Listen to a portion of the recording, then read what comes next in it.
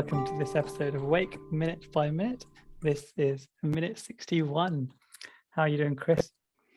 Oh, fantastic. I was just thinking that minute 61, we don't really have many minutes left. There was a sudden dread that, oh gosh, this journey is going to be over sooner than what I would want it. But yeah, 61 minutes in, we've got so much good material to talk about. We could probably just do a rerun, start at the beginning, talk about stuff that we didn't talk about this time. I wonder if our episodes would be longer or shorter. Should we start again? If it were up to me, they would be twice as long. So yeah, that would be good. But yeah, as in regards to nearing the end, I think by the end of the year we'll probably be finished, if not January. But we have one other prospective project in the pipeline, so watch this space. Mike, how are you? Absolutely. Yeah, we just had a big holiday yesterday in America. I don't want to give away the date because some mystery must remain. Yes. And yeah, we finished 1 hour of the movie. 61 means we're in the second hour now. So oh yeah, good point. Very good point.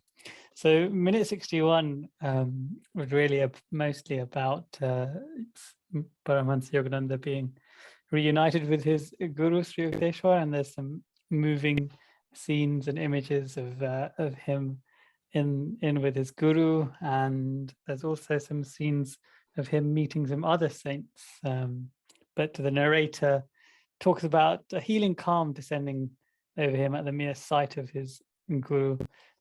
Quietly sitting beside him, feels the bounty pouring peacefully over his being. Such spiritual atmosphere he long missed. Day and night passed with long God-mad, God-hungry crowds. And he says it's wonderful to work amidst people who don't need coaxing to be spiritual. And the Himalayan caves are calling him, and the people's heart caves are welcoming him. Certainly the images reflect that sentiment. And there's in this also minute, there's also Ramana Maharshi, who's on display with a couple of his disciples, and that scene is also recorded in the autobiography of Yogi, and we'll discuss Ramana Maharshi. And there's also a scene with another saint who is by the name of Swami Gyanananda, who probably is the guru of Dayanandaji, who you may recall. The young Mukunda left his family home and joined that ashram before finding his own guru, Sri Yukteswar. So we'll discuss a little bit about him as well. So firstly, let's talk about, so this minute is really about Darshan. What Darshan is a Indian word. It means sitting in the presence of some holiness. So Darshan could mean sitting in the presence or in front of a temple deity, or it could equally mean sitting in front of a holy man. Yes, Mike. So which darshan do you mean? Do you mean Yogananda having darshan by Sri Yukteswar because they reunite, or do you mean like all those people seeing Yogananda again for the first time in 15 years? Or do you mean people who traveled with Yogananda, like Richard Wright seeing Sri Yukteswar with his guru? There's so many special things happening. Right? Yeah, I was thinking more about from the audience's perspective, but equally every point you said is valid. So Darshan, for us really, this minute is quite a devotional one, and we get probably the most concentrated images, different images and different videos of our guru in this minute, more so than any other. So it's pretty special in that respect.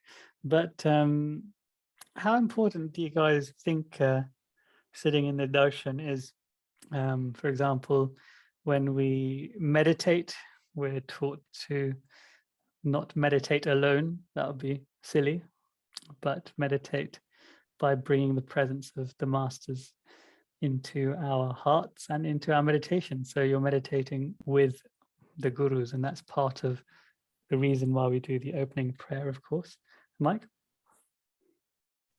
I think it's very important, and I love that you just said that, bringing the presence of the guru into our meditation by prayer, by visualization, because of course not everybody has the opportunity to be close to like a saint or a saint-like person in their life. They live somewhere remote and they still have the ability to have darshan, even if it's sometimes just a visualized one or a felt one. But I feel like when you feel that presence of your guru close to you, that kind of makes everything more real and more powerful, your spiritual efforts. True. Chris? I heard something that stuck with me when I first began going to the SRF Centre in London, which was, I can't recall who exactly it was. I think it was part of this sort of Sunday sermon, so to speak. But somebody said that if you're losing your concentration, put your mind's eye on your guru, because the concentration powers that the guru has, you'll be able to piggyback off. So often, if you're losing concentration, you're thinking about what you're doing for dinner, or you're thinking about plans after these thoughts creep into your meditations on guru. You're bathing in the concentrated powers. And for me, at the beginning, when I was beginning to meditate, like really getting into the practice of it, that was really useful because I could just visualize, master's, face, so to speak, and do chants, and that really got me back into the meditation if I ever strayed. So that was a good technique. It was a good little anchor for me to kind of get back into concentration in the meditation. Indeed.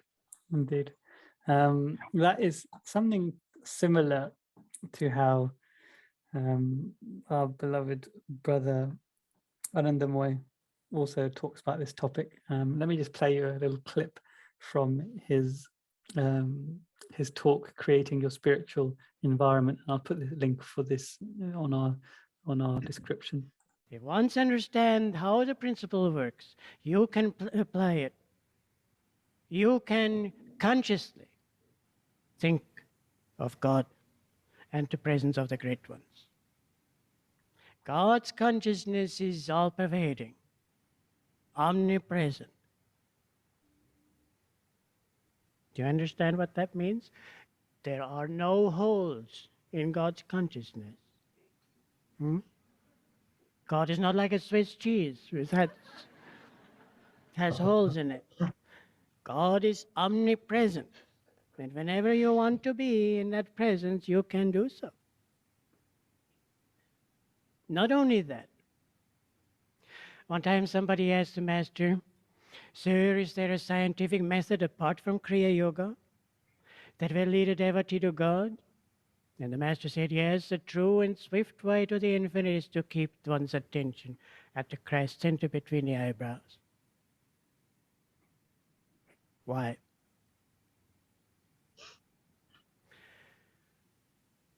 If you are standing outside in the sunlight, you'll feel sunlight is all-pervading, isn't it? If you take a magnifying glass, that magnifying glass collects sun rays into one point, and that concentrated force of that beam is strong enough to burn paper and wood.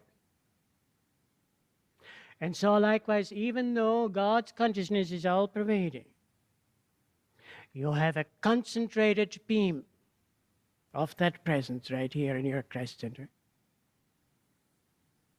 Don't think, I often have told you, don't think that this is just a point or just a center.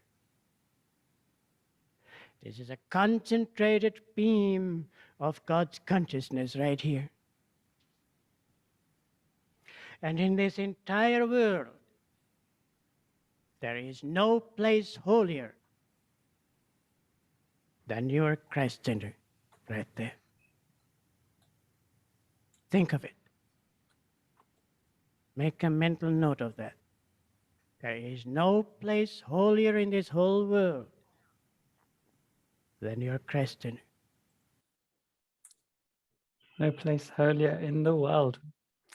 So no need to go seek the presence of the physical presence of your guru, because you can manifest it in your third eye or the Kutastha Chaitanya center. Mike? Yeah, it's amazing. I mean, I always have to play the advocate of the kind of devotee that is struggling. Sometimes I feel like it's hard to turn your Christ center on, you know, like sometimes it's Switch. if you know what I mean. Sometimes I feel like there's like this presence is there and everything is great, and sometimes I feel like it's not working. Go on, man. One good way of doing it is to physically bring a awareness to that point. So you can, you know, many traditions in India apply vibhuti, which is sacred ash,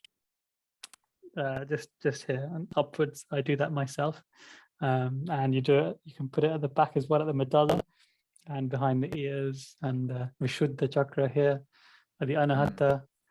And isn't there some kind of oil as well that they put here or something that makes you that makes adds like a cooling sensation, and then you always. I've never seen oil actually, to be honest. But maybe some traditions do it. I've never seen it.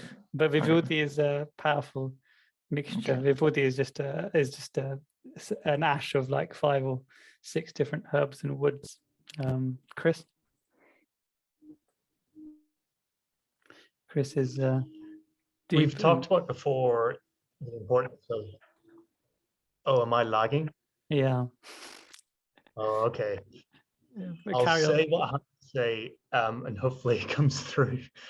We've talked about before in the podcast that, you know, a certain percentage, again, I always forget, is in terms of your progression, spiritual progression, is up to God, you know, and gurus. You know, you sit in meditation diligently with discipline, you know, every day, and do the practice, and the guru assists you along the path. So the importance of darshan for me, when I think about this, is really just that relationship with the guru, to, you know, bring him closer to your practice. Like for me, not having a physical guru in that sense, it's kind of essential. You know, it's kind of what we're here to do. You know, we've all found this path in self-realization fellowship for a reason. And part of that reason, I think, for me is really this relationship with the guru that I just hold in such high esteem that it's essential. I couldn't do it without it. You know, you talk about the importance of, but it's just you just couldn't do it without it. So yeah. I remember for the longest time I used to negate that personal aspect. I used to be stubborn in my approach, in that you know, nothing is needed, only the practice and my concentration is needed. But thankfully I got over that stubborn or arrogant streak and make use of any and all help. I think perhaps when you're approaching 40, you kind of you think time has passed by and you haven't reached your goal yet. Use any and all means possible. Yeah, I'm definitely humble enough to say that you know, somebody who can like the path for me is just, it does just one path like that to God, or to a higher source. You know, Sadhguru is another example we've referred a lot, you know, to in the past. He was quite stubborn with that, right? Didn't want the guru and wanted to do everything himself, and eventually got one out of necessity or something. The story is quite funny. But I think for us, you know, in the SRF path, the relationship we have with Yogananda and the love there is just paramount. It's irreplaceable. Yes, indeed. Chris, sorry, Mike. Yeah, I feel like even like I think accepting all the shortcuts, all the help, that is of course something that is good to do. And I think Guruji also mentions that every now and then. But also sometimes I feel like when I need to improve something about my sadhana, and I feel like I'm having a hard time, I just pray for it to become better. And I feel like this is a very effective way, because at the end of the day, it's all God doing it. So you put your effort in, and if you don't see results, you just pray for the results, and then. Yes, indeed. The shortcut to the spiritual advancement there, Mike. Let's move humbly on. Let's actually talk about the physical proximity. He's got a nice story, actually. Another story that Anandamoy talked about in his little biography. Mike, do you want to read out the physical proximity card? Sure. Another evening, Guruji was sitting in the car with some of the nuns, ready to go for a ride. Before leaving, he sent for another nun. When she came, he invited her to go along. I would like to, but I have just too much work, sir. I better stay here, otherwise I get too far behind, she said. Master answered, all right, but don't complain later that I did not invite you. I was quite impressed by the depth of renunciation of that devotee. So this is an interesting story. So in this, you know, I know the nuns and the monks obviously had a lot of physical, you know, physical presence of the master, but they were kept extremely busy. I know from most of the writings and Guruji would obviously be in the desert for his writing and stuff, and especially in this part of the story, which was quite late on in his life, he was obviously spending a lot of time in his writing and things like that. So even though these monastics would have joined the ashram at Washington Mother Center, I don't think they would have actually spent that much time with him. So this you know, Guruji is inviting this nun to come with him, but on the other hand, he's probably also said on another time to her, you must finish this work. It's utmost important, you know, that you finish this work by this date. You know, everything depends on you finishing this work. But in this case, he's asking her to come. What would you do, Chris? Drop the work and go. I don't know. I mean, it's so hard, isn't it? Because if the context was, you know, that was my life and I had more opportunities to spend with Guruji, obviously, the work, I'm sure, would be the priority. That's the right way to go. But you know, if I just had the one chance to meet Guruji in person, I think I would selfishly drop the work. But Chris, we just spent 20 minutes talking about why the physical proximity is not needed and awareness should be placed on the spiritual life. Give me one chance. No, I don't want to wear. Yeah. Yeah, Mike. I think it's also about being in tune, right, with the guru, and he probably asks you this, and there's a right and a wrong answer probably, and the goal is in the end that you make that choice, and afterwards, regardless if you go with him or you stay at home, you feel that you were in tune and you feel his presence. And I feel like this is a lot of what it's about for the nuns at this time, right? Yeah, Brother Anandamoy is in this little book, of which I posted the link of it in the previous minute for the Pranam Brother Anandamoy minute. I've made a lot of notes in that PDF, so you can have a look at that. But Brother Anandamoy said that many times he would test, you know, these kind of incidents would be tests the disciple, and which way would they would they go, and would they lose their goal? Would they maintain their zeal for accomplishing what they need to accomplish, or finishing what Guruji would ask them to finish? Because often, as we discussed in the past, it wasn't really about what needed to be done. It was about the spiritual unfoldment of that particular disciple. So I thought it was a very interesting little story that he put in there, because it's seemingly insignificant, but actually there's potentially a lot of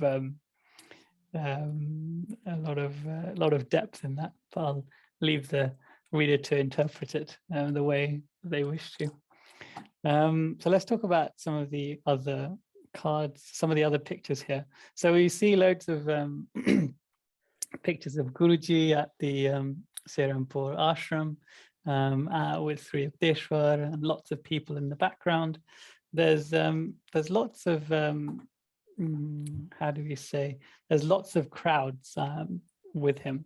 For example, Vishnu Charan Ghosh is there. There's apparently there's also the grandson of Lahiri Mahashaya who is there, which is again quite interesting, because it's quite a good crowd.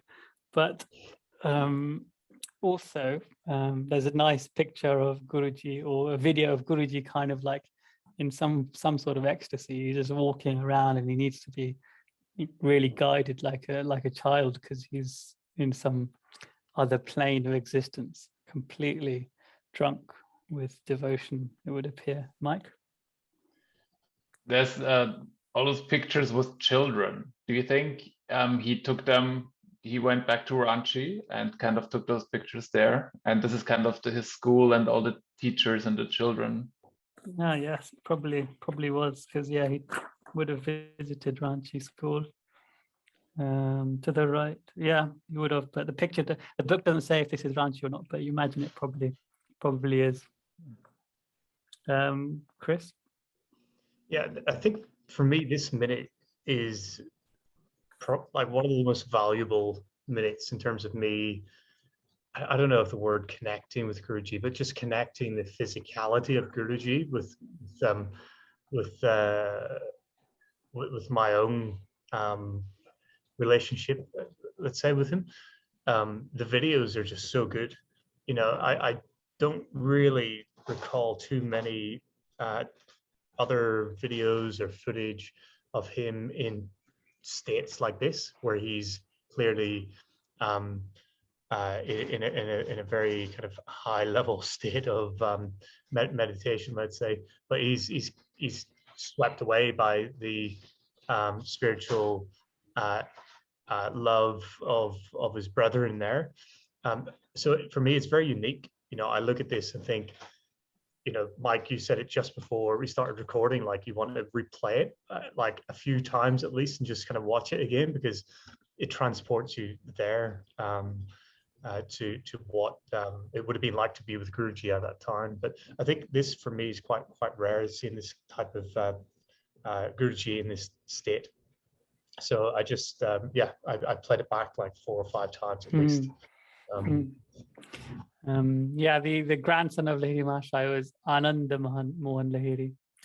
He's actually not in any of the shots, but he's in one of the pictures that are quite similar, but it's in the book. So he would have been around in one of these congregations. Mike? Yeah, I want to add to what Chris just said. I think a lot of those videos, I have seen them for the first time when this movie came out. I had never seen them before, because I didn't even know there was video footage of Guruji in India like that.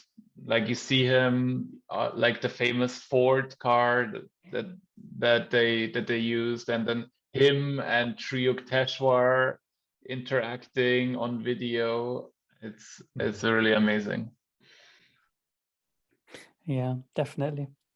And I think just add on that, like if you're watching this and you're not a lesson student, you're not a Kriya band, it really helps kind of ground the whole context, I think, of what is happening with Yogananda and his message. He's so beloved by people there, but he's also a real human being in a form, and kind of brings the message to some kind of relatable context in my opinion. But yeah, I think it's such a valuable asset to have included in this documentary for sure. They did a great job at getting all this included, threading it together. Like, for example, the elevated shot of Richard Wright's taken of the crowd, where Guruji and Sri Yukteswar are sitting at a table on the ground floor of the ashram, is quite nice. It's like a 45 degrees from the top bird's eye view of a huge crowd. And I really love what Sri Yukteswar is wearing in that shot. You should have just rewind it and have a look. He's Yogananda's following the eye of the camera, because no doubt he would have told Richard Wright to go up there and record this beautiful scene. But Sri Yukteswar is like looking straight ahead, and he's kind of meditating. But he's wearing this, really is ahead of his time. There's this V-neck jumper with a shirt and a sal around it. And what a shot! And his locks of curls, he just looks phenomenal. That that could be a modeling shot for Calvin Klein in this day and age. he would fit into the London scenes quite well, wouldn't he? Walking around, but he looks like a professor or a lecturer. Yep. He's in there. Yep. He's got his group around him, and they're all waiting to hear every word that he says. Yep. The inns of court in London would do him justice. Right. I just wanted to come back to the script. One line really caught my fancy amongst all of those god-mad devotees that were hungry for Guruji's presence. But one of them was, it's wonderful to work amidst people who don't need coaxing to be spiritual. Now, this would imply that lots of his devotees do need coaxing. Now we know, when he was doing his lecture tours in the US, he used to have, illusionists, magicians, people doing insane things to capture their, people's attention, and then Guruji would come in and then talk about the real subject matter, which is, spirituality. So he'd have to coax people into the door and then talk about the important messages. Whereas here, he's probably not even saying anything. People are just flocking to his feet.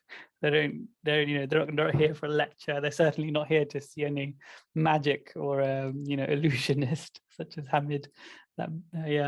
Mike. Yeah, I was wondering how this was meant, because, like you just said, it could either be the audiences in America versus the audiences in India, right? The audiences in India really coming to see a kind of spiritual guru and basically they're on board with everything. Whereas in America, he has to say, "Oh yeah, I'm not going to help you make more money. I'm going to help your business," or whatever, as a pretext to get them into spirituality. Do you think it's meant in this kind of context, or that kind of context that he's meeting also a lot of other saints like Ramana Maharshi and all those kind of people? I wasn't sure, but it's probably what you said. Yeah, I think because the context is that he's obviously in India, so I'd imagine that's what he's really appreciating, the zeal and the fervor of the devotees there that probably have only heard about him in newspapers, really. Sri Yukteswar they would have seen because he's there, and he would have written articles in newspapers, and pictures of him would have been in lots of places, but not so much for Guruji. They would have just heard about his tales of conquering America. Chris? Yeah, we talked about that quite a bit at the beginning, didn't we? Where we saw Guruji filling out auditoriums and thousands of people coming to hear him speak. But then that would have been very novel for them, because they would have never really have heard the word of a Indian guru before. Whereas the culture and the information is just so much more widespread in India. It's the spiritual home of the earth, so to speak, and America is almost the opposite. It's the cousin, the material heart and home of the modern age. So yeah, I don't think, by the way, just maybe to correct something you said there, Priyank, about the devotees, his devotees needing coaxing. I don't think he's not referring to his devotees here. I don't think at all. He's referring certainly to the masses in general. He talks about God mad and God hungry crowds. I mean, that's just, you don't get that really in other parts of the world. And it does raise a really, bigger question to me, is like, there's maybe a bit of a savior complex that might come over me sometimes, and putting out there thinking, oh crap, if I could only try to get somebody else to see it this way and do this thing, like, oh, I could help so many people. And if that was the case, there's greater people out, greater avatars out there that could have maybe clicked their fingers and saved millions of people throughout history. And Guruji, I'm sure, could have done more. But that must be so frustrating as well, to know that you could influence somebody's karma and save them from so much pain and suffering. And this coaxing, like, you could bring the horse to water, but you can't make it drink idea. You just have to make peace with that, right? And he's obviously expressing some kind of level of frustration here, when he's been in the United States, and he's had to coax, he's had to go out and not convince people, but spread the message, because people might just not want to hear it. They want to go back to their daily lives and material wealth chasing. But it's just a bigger question to me. On the spiritual path, you just have to focus on your own work, and everybody else who wants to come will be drawn to that work as well. Sorry, a bit of a rant there, but it definitely is nothing like a good old Irish rant. Love it. Usually that's usually had with like a pint of Guinness in one hand, isn't it? Exactly. May God help us all if that was the case. Yeah. Non-alcoholic vegan Guinness, of course. What was I saying? Oh yeah, regarding your comment about devotees don't need coaxing, only the masses need coaxing. In the ultimate sense, are we not all devotees in waiting, regardless of whether we know it or not? Definitions, yes. Yeah. I'd agree, yeah. But to be fair, actually, now that I said that, it's maybe not even true. Maybe the devotees, there are a fair few of us need a lot of coaxing. So, I think so. I certainly am in that category, I think. Yeah. Maybe I misspoke there. Yeah. Correction. Yeah, Mike. Some need more coaxing than others. Yeah, spectrum of coaxing, isn't it? So there's a stark contrast that he describes, or that they try to paint also in the movie, right? Between the audiences in the West and in the East. And my question is now to Priyank: does he think this stark contrast still exists today? Would it be the same kind of enthusiastic reception in India? And how would you compare it to like where you grew up in England or in America? Do you think the difference is still as big as it was back then, or has it shrunk, or has it even gotten greater? No, I think it's probably near enough exactly the same, actually. Because when we think of when you think of India, like you think of like the world's biggest democracy, and these rising powerhouse cities. Think of food mostly, yeah. But the West generally thinks of like two things: either the immense poverty, but also the capitalism and the big IT companies and all that kind of stuff, call centers. But actually, the masses are in the populations that are in the villages, the rural population, and those people are still, in my experience, not different to how it was 50 years ago, 100 years ago, in terms of their mindset and mentality. Yes, a lot of them, have aspirations to get out of agriculture and things like that. But they're in terms of their devotion and their service to their families and to their communities and to God, I think it's still very much, it hasn't diminished over this last century, that when Guruji was last walking physically in that physical presence, walking amongst that land. In terms of the West, I suppose I'm less educated in that. I think that I think awareness and consciousness has risen in the West in terms of especially with the influence of yoga and meditation and spirituality from the East into the West, as Guruji has pioneered, so has Vivekananda amongst the others. So I think certainly, the narrow walls of religious approach to God has now been very much expanded, and even people that are hardcore Christians or hardcore Muslims, they can still now sit down and increase their faith through practices of meditation, and they do that, and they bolster their spirituality with that tool, even though they may not be disciples of Guruji or any of the spiritual masters of the East. And Buddhism obviously is probably the biggest after Guruji and the greats that went to the West. Buddhism has obviously probably conquered more hearts in the West than any other religion, to be honest. Yeah, Chris, you're on mute. Yeah, on this subject, I heard something interesting that may or may not be true, because I've never been to India, but it's quite a cyclical nature, where there might be one generation that's very much devoted and religious, and then the generation that follows might be less so, because maybe they chase more material wealth. They maybe think that, well, their parents didn't achieve whatever success they think is success, and it kind of goes ebbs and flows with this, because the next generation that follows might say, well, my parents might have achieved more material wealth, but they're not happy, they're not really spiritually grounded. Okay, I need to go more spiritual. And it's this ebbs and flows.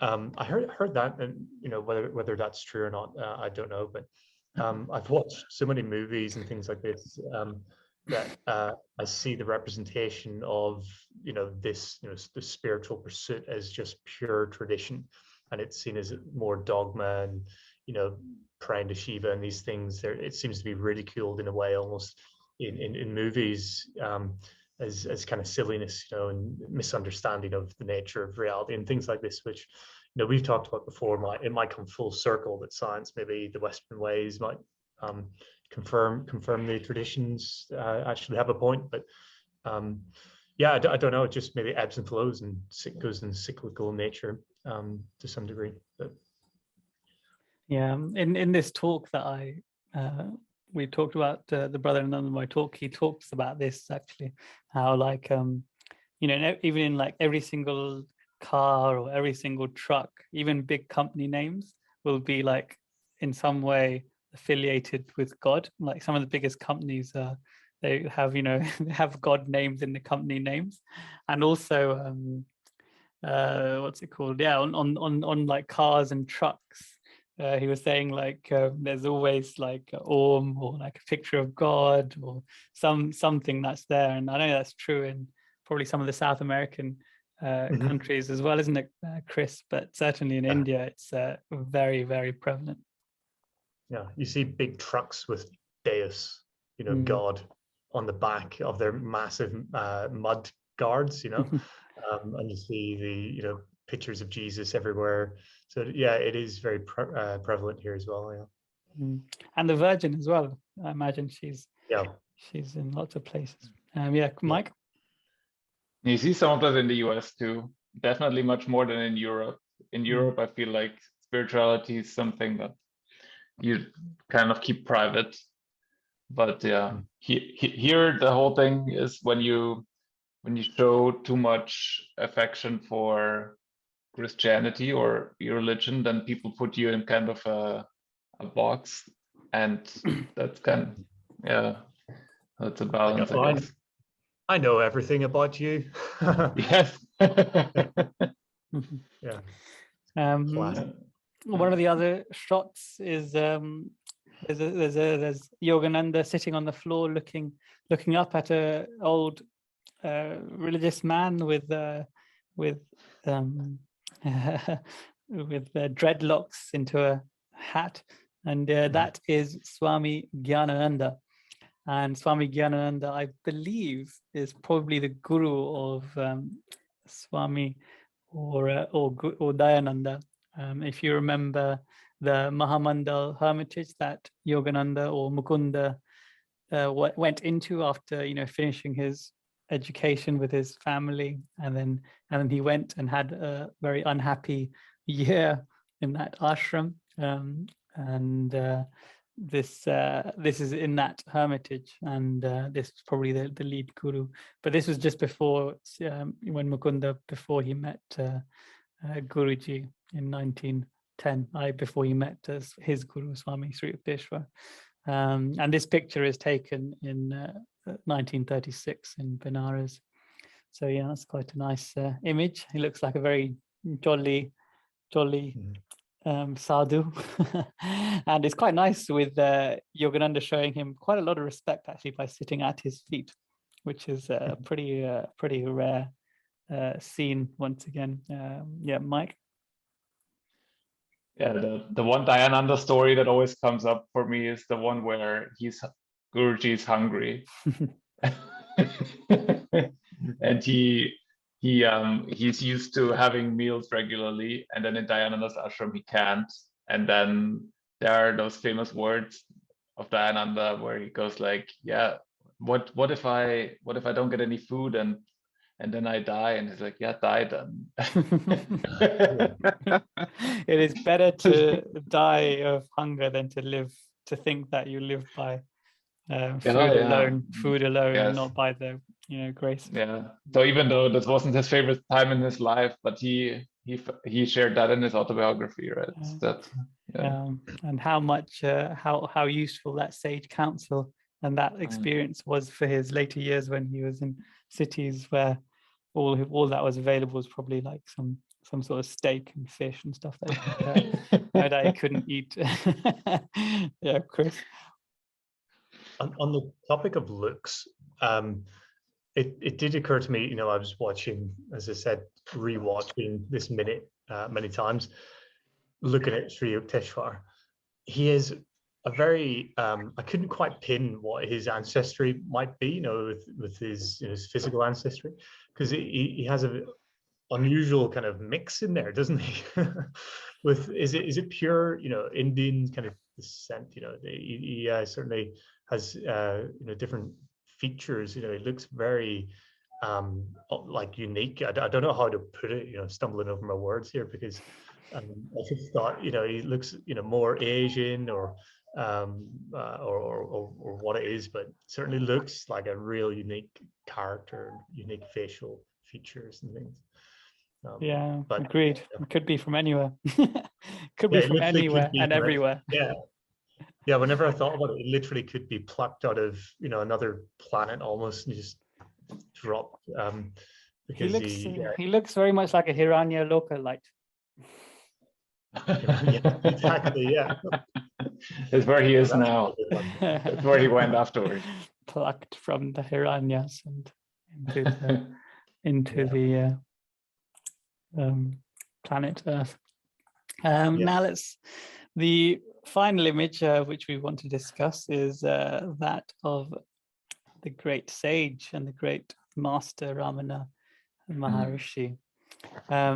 So really this is this encounter. So we see Yogananda standing aside this man in what appears to be like a diaper, really, but this is how he used to just dressed, just a very minimal, cloth just covering his waist, and his gaze is always in some unfathomable sphere. You can't see what he's looking at.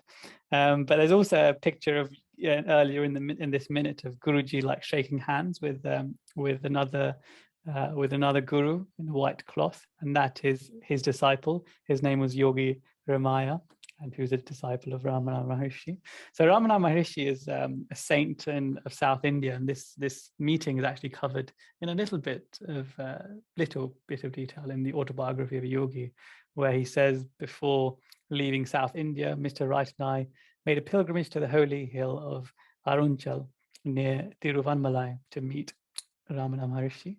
At his ashram, the sage welcomed us affectionately and pointed to a nearby stack of East-West magazines. During the hours that we spent with him and his disciples, he was mostly silent, his gentle face radiating divine love and wisdom. Chris? To help suffering humanity regain its forgotten state of perfection, Sri Ramana teaches that one should constantly ask himself, who am I? The great inquiry indeed. By stern rejection of all other thoughts, the devotee soon finds himself going deeper and deeper into the true self, and the sidetracking bewilderments of other thoughts cease to arise. The illuminated Rishi of South India has written the following. Mike. Dualities and trinities on something do hang. Supportless, they never appear. That support searched for, they loosen and fall. There is the truth. Who sees that never wavers. Cryptic and poetic. He certainly had a very good mastery of poetry. not dissimilar to Guruji in this respect, actually. But yeah, I absolutely love pictures of Ramana Maharshi, and there's this one very famous picture of Ramana Maharshi just like leaning against. If you look at his Wikipedia page, it's the first picture. He's just leaning against the wall or something, and his gaze just goes straight through your screen or picture as you're looking at it, straight into some recess of your brain. And just looking at this picture, I think, is an experience in itself. And I think that, I don't know why, but I get the feeling that his pictures have got this certain energy like no other. It's just quite profound, actually, some of his images. And I remember one of my friends at the London Centre, he had a picture of a bird just in someone's hand or flying away, and it just had the quote in it, and it was someone asked Ramana Maharshi, "Sir, how should I treat others?" And the saint replied, "There are no others." It's really nice. Mike? Yeah, one thing that like for me, when I first heard of Ramana Maharshi, I heard of him through the autobiography of a yogi, but he's very famous. He's out there. Like if you Google him, you find a lot of things, and he must have been one of the big celebrities in India at the time, right?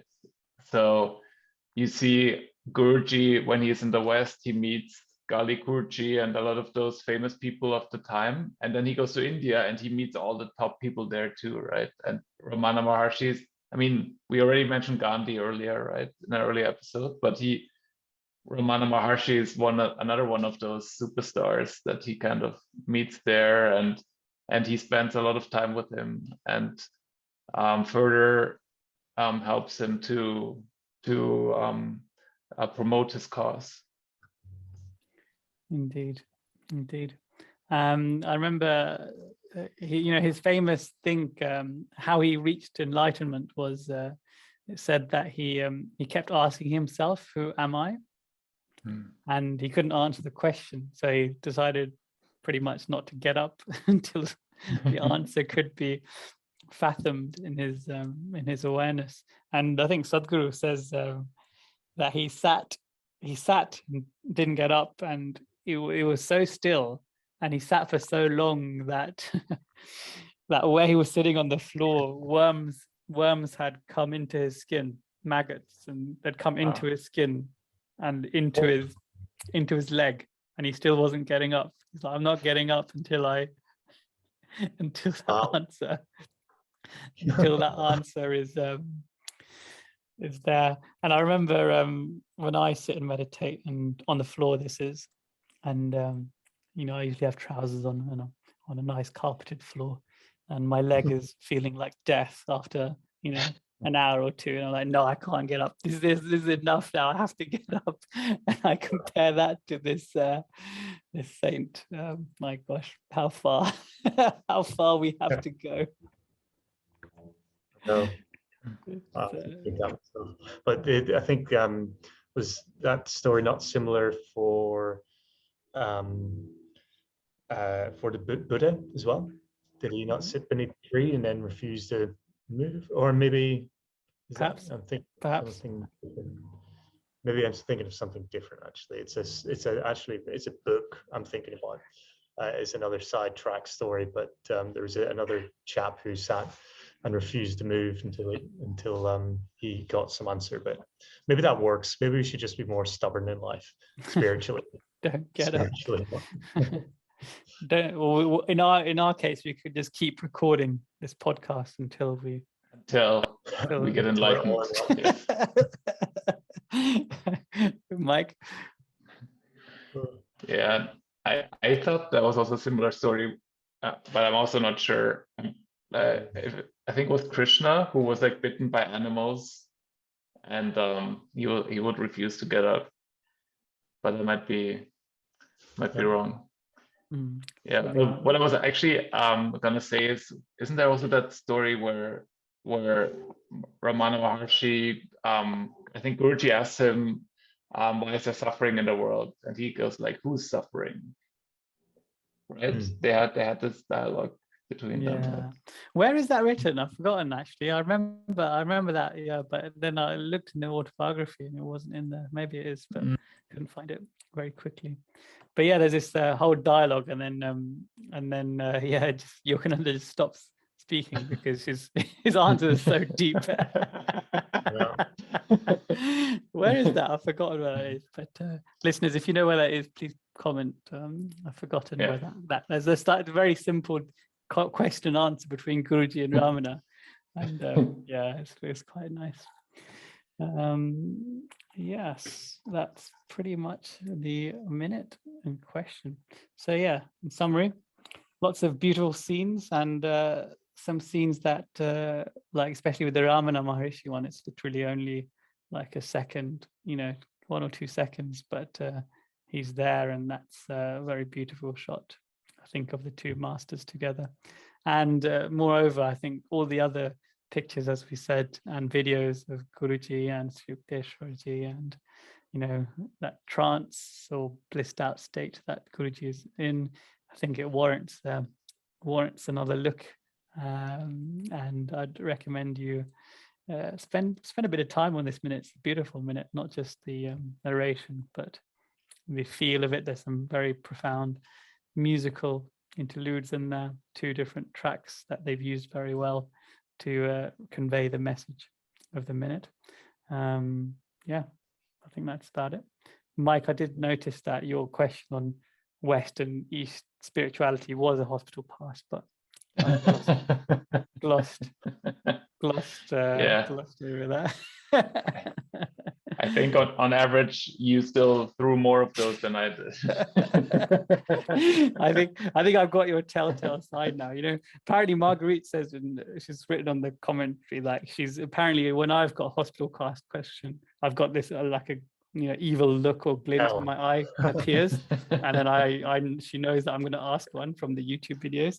And similarly now, Mike, I've noticed. I was wondering, Priyank, actually, maybe he can answer this question. So if you ever start a question like that, I know a hospital pass is coming, and my Google is ready. poised to research. But this essay type question I had to make up on the spot. So hopefully I did it some. That's what the listeners want to hear, Brian. No, they wanted to hear. They want the truth. They want the truth. The truth is out there, man. We want the suffering. We want to see you share the suffering. I believe they want to hear you two do some sort of chant. Yeah, maybe next time. Maybe for like the 100th episode or something. Yeah, we need some time to prepare. Yeah. Mike and I need to go to vocal coaches first, and then That's not true, because Guruji definitely did not have a vocal coach. He just sung with his from the soul. Yeah. So next time I ask, I want you just to think of the first chant that comes to mind and just sing one or two of the lines, because the listeners will get very animated with joy. The listeners can suggest it. How about that? They already have. That's what I'm trying to tell you. I mean, no, they can suggest a chant. Okay, guys, listeners, tell us the chant that you want Mike to sing and you want Chris to sing, and we will don't do it. Make it happen. Don't do it. By the way, just before we drop off, I did quickly Google that book that was escaping my mind. It's really good, so I'll mention it.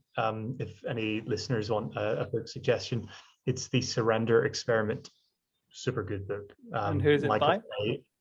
Michael A. Singer. Oh yes. Lovely nice. story. Pretty sure that he mentions in that book he sat stubbornly at a tree and refused to move until he got the answer that he desired. Something along those lines, but good read. So he wasn't hugging the tree, he was just sitting next to the tree. He might have hugged the tree, he might have just left that out, I don't know. On that note, you hugged it afterwards, you know. Thank you. As a thank you. Thank you for revealing the ultimate. The guru. Yes. On that note, thank you very much, ladies and gentlemen, for being with us. It's been a joy. Thank you, Mike and Chris. Jai Guru. Jai Guru. Thank you, Jai Guru. Bye.